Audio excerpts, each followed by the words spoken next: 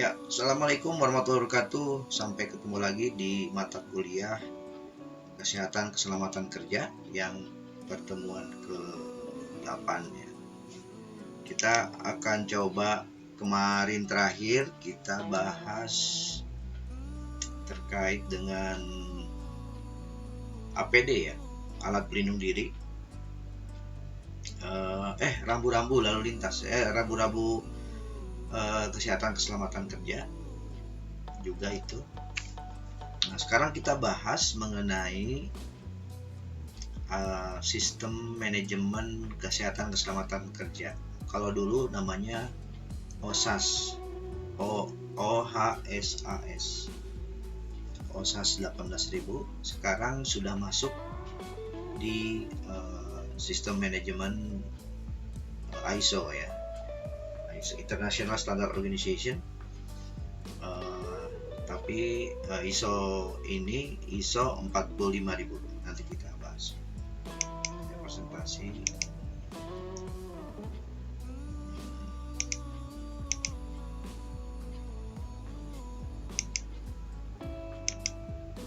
Ya, kita jadi dalam standar manajemen atau standar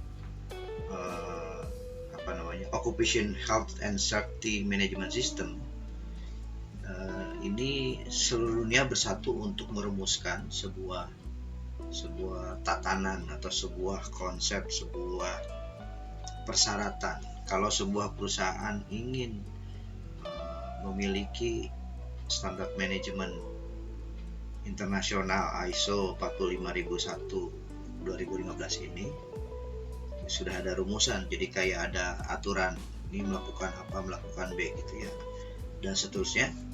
Kita akan dibahas lebih dalam lagi nanti.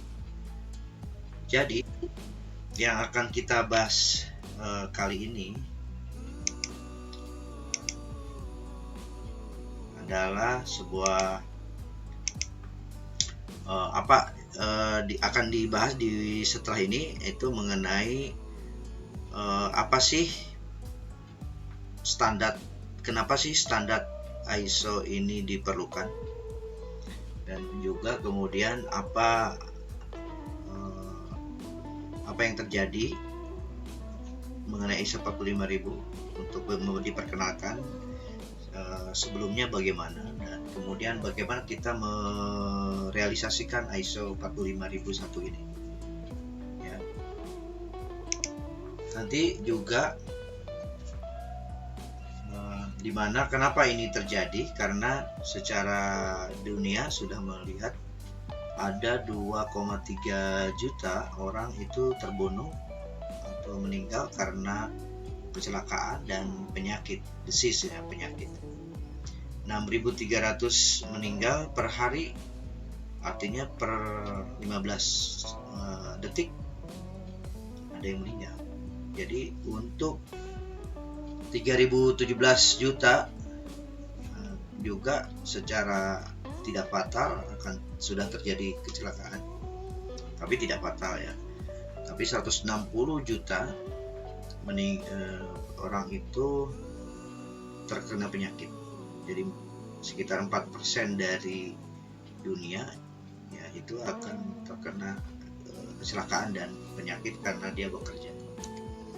Untuk itu dunia melalui ILO-nya itu membuat standarnya. Kenapa ini dibuat? Karena efek dari kegagalan dalam proses bekerja itu terjadi di mana aja. Nah, ini yang membuat mereka membuat sebuah standar ini. Nah, sebelumnya itu sudah dikembangkan namanya OHSAS, Occupation Health Safety Assessment Standard ya, 18001, di mana itu sudah digunakan, tetapi secara dunia belum diakui atau disetujui secara internasional. Untuk itu perlu ada satu penyesuaian manajemen standar. Ya, sebenarnya di ISO 18000 sudah ada, cuman kita sesuaikan lagi sesuai dengan ISO. Di mana ISO 45001 itu akan membuat sistem di mana ini bisa diterapkannya mengenai kesehatan keselamatan kerja secara baik itu di perusahaan atau di organisasi lain, di mana 40051 ini secara internasional baru dirilis dan ada frameworknya, kemudian dibuat, dipublikasikan, di mana ISO 45000 ini sudah sesuai dengan, kalau kita klopkan itu sesuai dengan standar ISO 9001, 14001, 27000 mengenai Information Security Management System, dan ini akan dapat bisa diintegrasikan ke depannya. So kita akan mencari atau mendalami mengenai ISO 45001 versi 2018 ini, di mana bisa diadop secara integrasi dengan standar-standar yang lain. Dan standar ini bisa kita ikuti oleh berbagai organisasi yang ada di dunia atau di belahan dunia manapun, untuk kita manfaatkan atau kita aplikasikan secara terus-menerus. Ya, standarnya itu berupa semacam standar itu semacam persyaratan-persyaratan apa yang harus dilakukan. Nah, ini secara historical memang awalnya dari OHSAS 18001, kemudian berkembang, diproses, dielaborasi lagi dengan standar internasional yang namanya ISO 45000, dan seterusnya kita akan langsung kepada bagaimana implementasi ini dilakukan. Implementasi ISO ini memang sudah ada sebenarnya yang OHSAS itu, tapi perlu ada satu tambahan lain yang dimana akan menambahkan, dimana adopsi dari beberapa ISO 45000 itu berdasarkan terutama yang 18000 dan juga pertimbangan-pertimbangan yang lain yang sesuai dengan standar ISO yang lain, di mana ISO 45000 itu termasuk di dalamnya bagaimana kita menerapkan yang sudah sesuai, yang bisa diintegrasikan dengan ISO 9000. Ya, yang ini intinya sebenarnya kita bisa melakukan dengan mempertimbangkan beberapa hal semacam risk atau resiko dan kemungkinan, termasuk auditnya, termasuk implementasi, leadership, kemudian banyak hal yang lain yang terlibat, dan juga sesuai dengan proses yang ada, yang prosesnya jadi tidak merubah proses yang ada, tetapi kita cuma bisa melakukan evaluasi dengan standar ini, dan standar ini bisa diterapkan di berbagai organisasi. Dan juga secara internal kita melakukan audit juga, kemudian ada secara organisasi juga memberikan satu arahan motivasi dan lain sebagainya, juga mengimplementasikan komitmen dari berbagai pihak. Di dalam ISO 45000 juga diterapkan juga mengenai plan do check action yang biasa dilakukan di ISO 9000. PDCA cycle ini atau plan do check action ini akan terus dilakukan juga di dalam proses ISO 45000. Contoh ini di dalam ISO 45000 juga selalu merefer atau selalu merujukan kepada plan do check action ini. Nah, ada yang masuk. Kemudian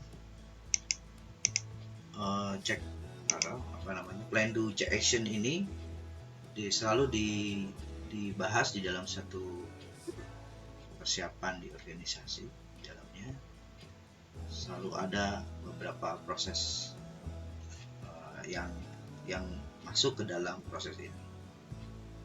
Nah, di sini ada klausul 4 misalnya mengenai konteks organisasi, kemudian internal external issues, itu kemudian need dan ekspektasi dari beberapa stakeholder dalam sebuah sistem, itu kita akan adopt, di mana plan do check action ini di beberapa klausul ini ada klausul 7, klausul 6 dulu, 6, 7, 8 sini, 9-nya ada di evaluasi, 10 improvement, dan 5 yang dari sini leader and worker participation. 5, 6, 7, 8, 9, 10. Jadi plan do check action. Di mana outcome dari OSAS atau Occupation Health and Safety Management System ini akan kita ukur. Nah, mengenai kita bicara tentang penerapannya juga berdasarkan risk analysis. Jadi resiko setiap pekerjaan itu kita harus kaji berdasarkan risk based thinking. Jadi biasanya dilakukan audit juga oleh para auditor. Auditor itu ada audit internal atau audit eksternal. Jadi kita melakukan audit planning dulu, kemudian ada pihak kedua, external audit dari pihak lain, yaitu yang menerapkan ISO 45000 ini nanti bisa mendatangkan auditor dari pihak badan sertifikasi yang mengeluarkan sertifikat untuk mengecek apakah kita betul-betul menerapkannya. Nah, pihak ketiga adalah badan sertifikasi. Dan juga ini beberapa struktur dari klausul-klausulnya. Misalnya di sini ada klausul 1 mengenai scope area. Kalau ini 1, 2, 3 term condition ini masih normatif ya. Nah, baru mulai keempat ini mulai kita harus mempelajari di konteks organisasi, kemudian leadership-nya, planning-nya apa, supporting 8, kemudian emergency preparedness atau persiapan, kemudian performance evaluation sama. Nah, ini adalah klausul-klausulnya dicocokkan atau diterapkan di dalam plan do check action. Klausul 4 itu mengenai 41 understanding the organization. Jadi kita harus memahami dulu organisasi ini apa, bisnisnya apa. Kemudian understanding need. Nah, baru kita mengetahui apa sih kebutuhan dari setiap stakeholder yang ada di perusahaan itu, termasuk si karyawan ya, terutama. Ini understanding the needs and expectation of worker and other interested parties. Jadi selain pekerja juga ada orang-orang yang berkepentingan, nggak kita identifikasi kebutuhannya apa sih mereka itu. Keempat adalah determining the scope of the ISO 45000 management system. Jadi ini scope yang dikerjakan, ini akan dikaji itu dari mana ke mana nih scope-nya. Misalnya kantor ini aja atau kantor daerah tempat kerja misalnya gitu. Kemudian ISO 45001 ini manajemen sistem apa yang sudah dikerjakan dan bagaimana pelaksanaan itu dilakukan. Klausul 5 itu terkait dengan leadership commitment. Jadi perusahaan atau organisasi harus bisa membuktikan komitmen leadership dalam penerapan ISO 45000. Biasanya dipampang di depan suatu perusahaan, resepsionis pas masuk itu langsung ada komitmen manajemen. Terus kemudian policy, kebijakannya apa, kemudian organization rules atau aturan main, responsible and authorities. Jadi job desk-nya lah. Ya. Kemudian kita akan bahas lebih ini lagi, misalnya 6 nih planning. Baru kita bicarakan, tadi kita bicara leadership-nya. Yang ke-6 ini bicara planning. Planningnya apa kira-kira action the address risk and opportunity. Jadi apa sih tindakan dari resiko-resiko yang sudah diidentifikasi dan bagaimana opportunity untuk melakukan pencegahannya. Kemudian objektif, termasuk di sini di dalamnya action ini harus melakukan HIRA ya. HIRA itu kan high identification risk analysis. Ini ada di klausul 61. Klausul 6.2 itu 45000 objective and planning directive. Berarti harus ada objektifnya, kapan nih selesainya dan apa yang targetnya yang dicapai. Setelah itu baru supporting. Klausul 7 support itu pertama bagaimana kita merekrutmen orang, apakah itu dilatih. Nah, di kompetensi itu berarti ada pelatihan mengenai apakah di dalam pelatihannya udah termasuk di dalamnya pelatihan terkait dengan kesehatan keselamatan kerja.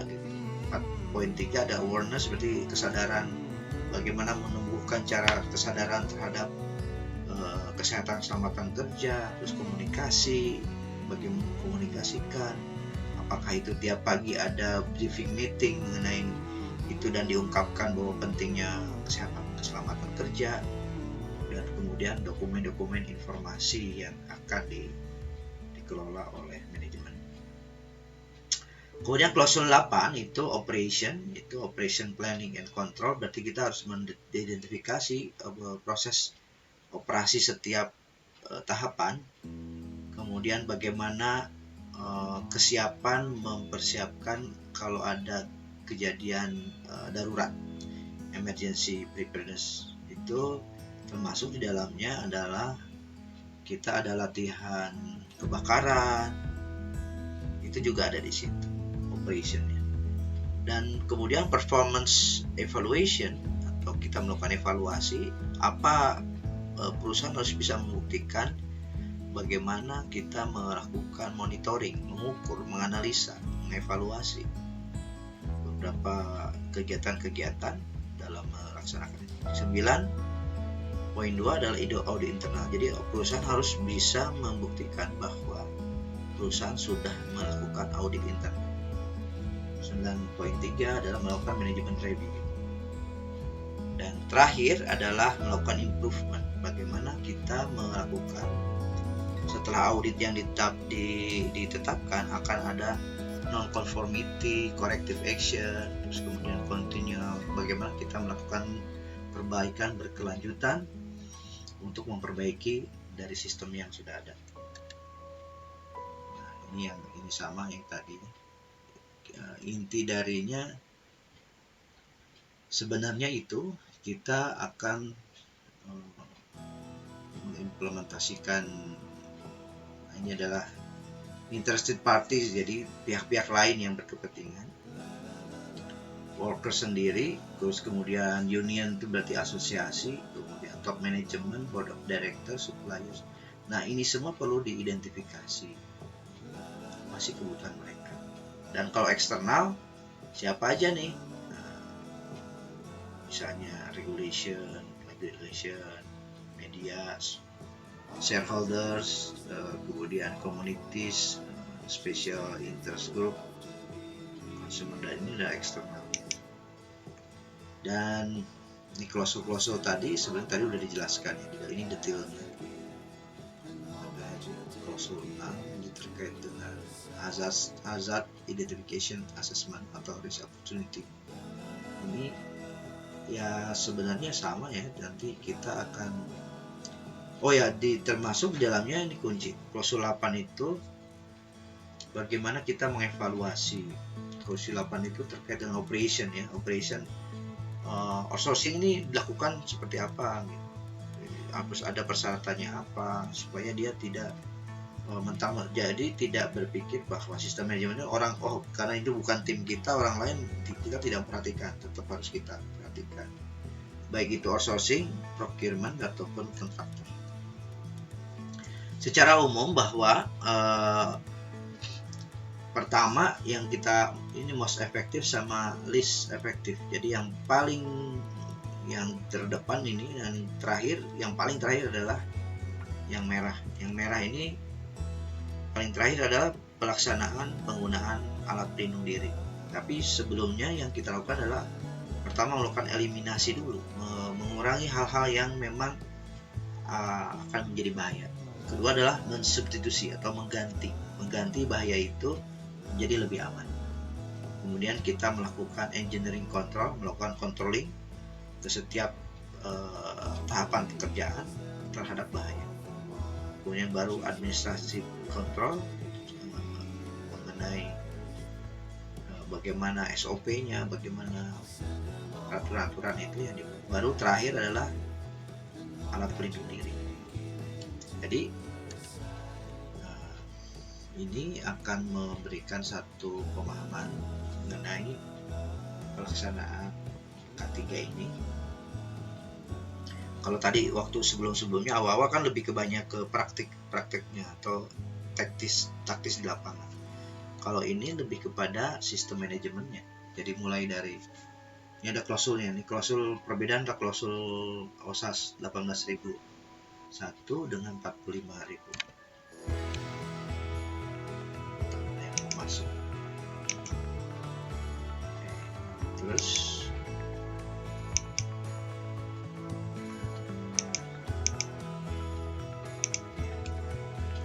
ini ada perbedaannya, scope sama norma. Nah ini ada beda klausulnya.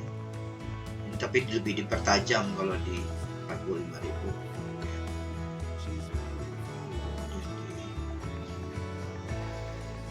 Leadership, komitmen, ini akan lebih dalam lagi kalau di sini.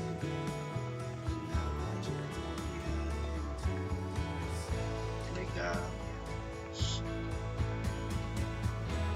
Ini jadi sama ya, hampir sama sebenarnya, cuman ini lebih sesuai, cocok dengan ISO karena ISO ada 10 klausul semua prosesnya semua.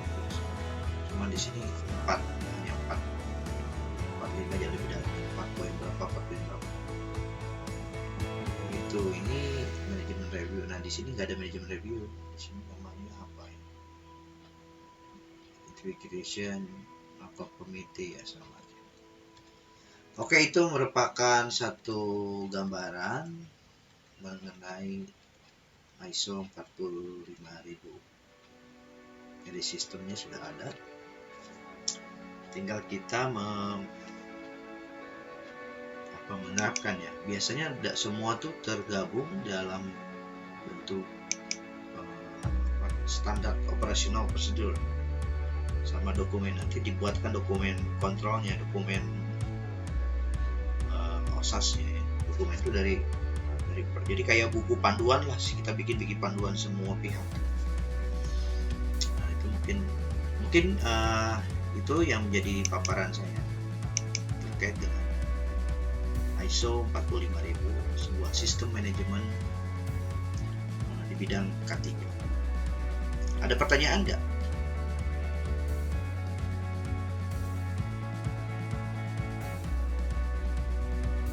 Ada pertanyaan? Ya, silakan.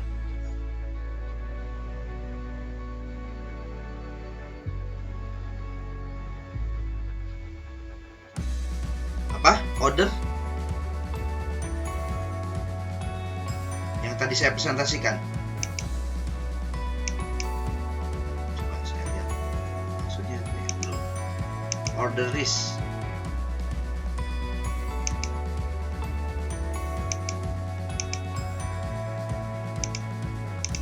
Di slide berapa?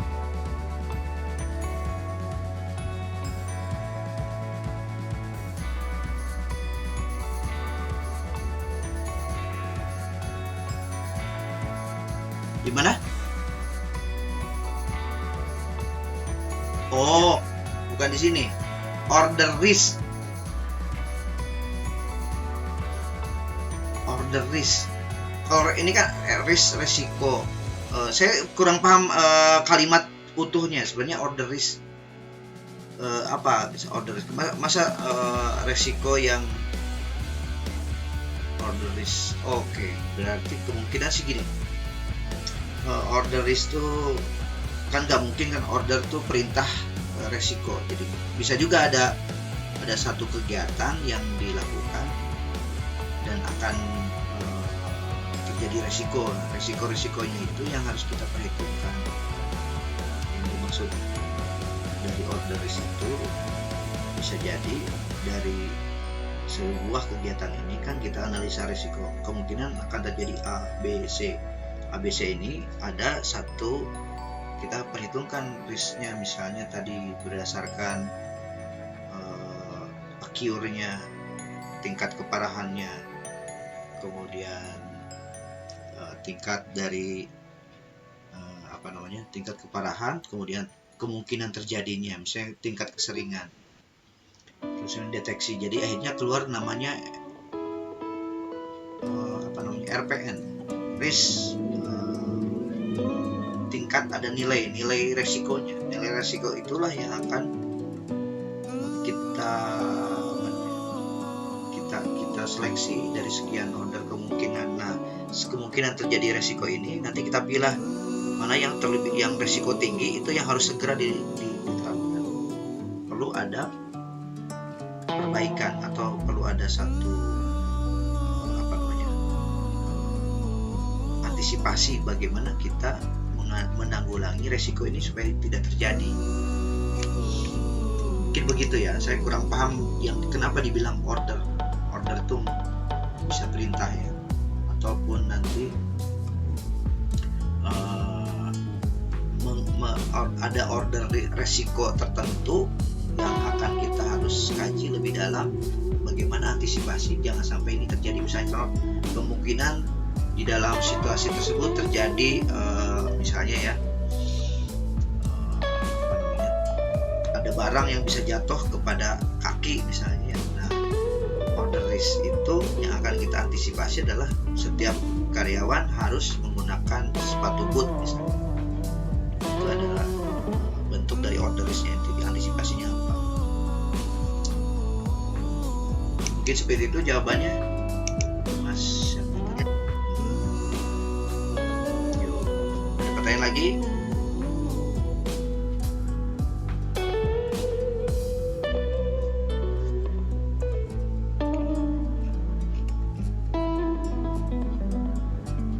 Sebenarnya kompetensi ahli di bidang K3 itu banyak loh yang dibutuhkan. Jadi kalian bisa saja nanti setelah lulus cari training yang punya sertifikat kompeten untuk di bidang kesehatan keselamatan kerja. Di setiap perusahaan besar tuh dibutuhkan tuh wajib ahli K3-nya ada minimal 1-2 orang bisa ambil itu. Tapi kalian masih semester 3 yang masih jauh ya, kalian belajar dulu. Oke, ada pertanyaan?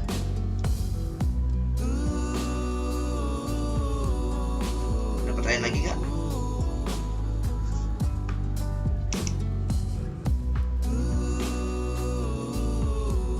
Ada? Kalau tidak ada, mungkin cukup sekian. Terima kasih. Wassalamualaikum warahmatullahi wabarakatuh.